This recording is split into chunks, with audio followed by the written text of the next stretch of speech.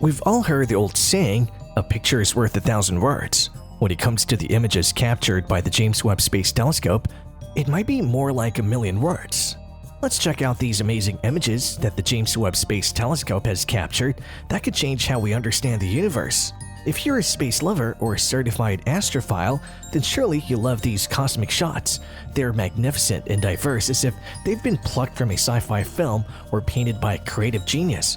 But most importantly, they could answer so many questions about our universe that we've been trying to solve for decades. James Webb Space Telescope. Space exploration has existed since the early 20th century, and mankind continues to advance and acquire new knowledge about space. The James Webb Space Telescope, or JWST, is one of these tools that could improve our understanding of the cosmos. On December 25, 2021, NASA launched the James Webb Telescope into orbit to conduct more studies of our solar system and beyond. This telescope has been gathering photos of stars, galaxies, and nebula that could help astronomers learn more about how our universe works. The JWST collects photos of faraway stars and galaxies in infrared lights, which means we'll be able to see things that are hidden from our telescopes now. If you want to learn more about the James Webb Space Telescope, you can watch a more in-depth video about it on our channel after this one. The images captured by the Webb telescope suggest so much about our universe that they might easily fill an entire book or perhaps inspire a new research topic. But for now, let's take a look at the first 5 incredible images from this amazing telescope. Pillars of Creation. Be comfortable in your seats and let's get ready to explore the recently captured majestic image of the Pillars of Creation. There's really so much to find and be in awe of with this recent image of the JWST. Located 6,500 to 7,000 light-years away from Earth, the Pillars of Creation are a region of gas and dust in the Eagle Nebula.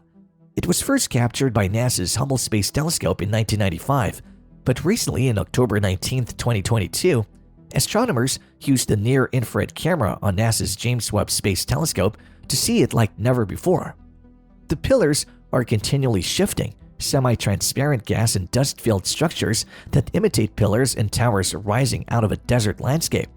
In this region, young stars are either still forming or have just begun to emerge from their dusty cocoons. Pay close attention to the tips of the pillars, which are often colored with glowing lava. Here, young stars send off jets of material that clash with the pillars, forming wavy patterns. That red glow is produced by energetic hydrogen molecules. Scientists are eagerly awaiting this information. It'll greatly help them refine their models of star formation by finding much more precise counts of newly formed stars as well as the amounts of gas and dust in the region. They'll subsequently gain a better understanding of the millions of years of star formation and starbursts in these dusty clouds. SMACS 0647JD.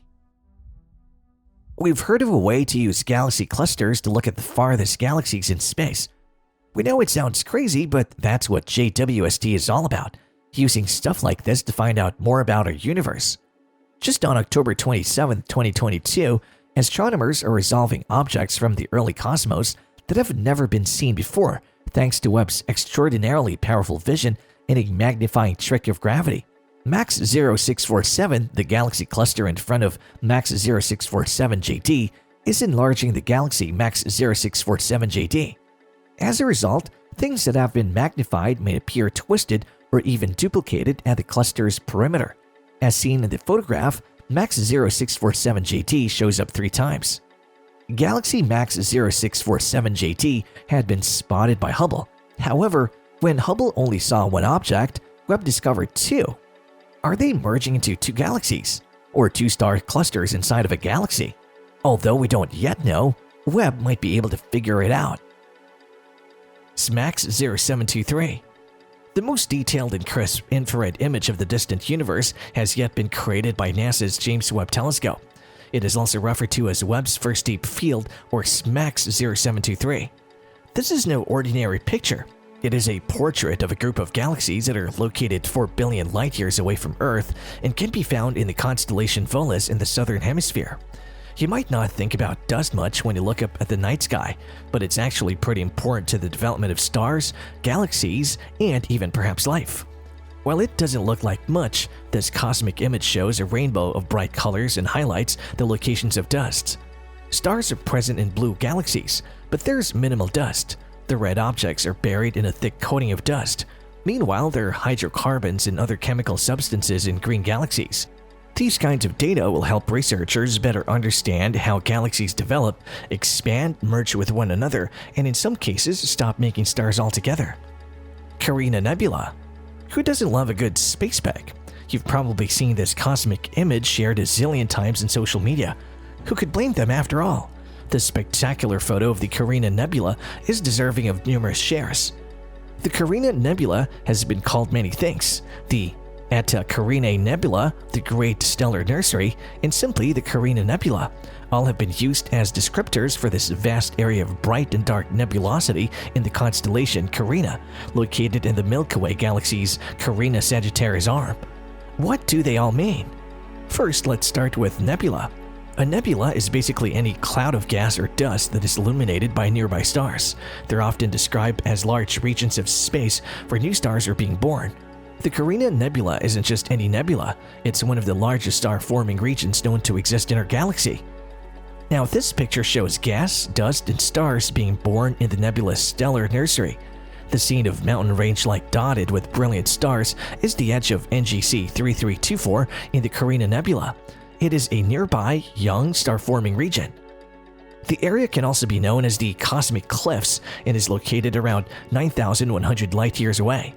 Intense ultraviolet radiation and stellar winds from extremely large, hot, young stars located in the heart of the bubble above the region visible in this view have carved the vast area from the nebula. Most importantly, the studies of NGC 3324 will help us understand how stars form.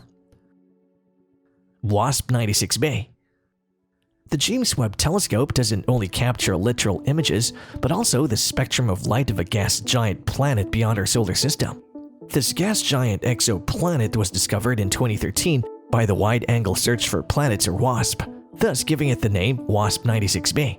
Fun fact, this gas giant exoplanet orbits a yellow dwarf star just like our own Sun, although it's only for 3.5 Earth days.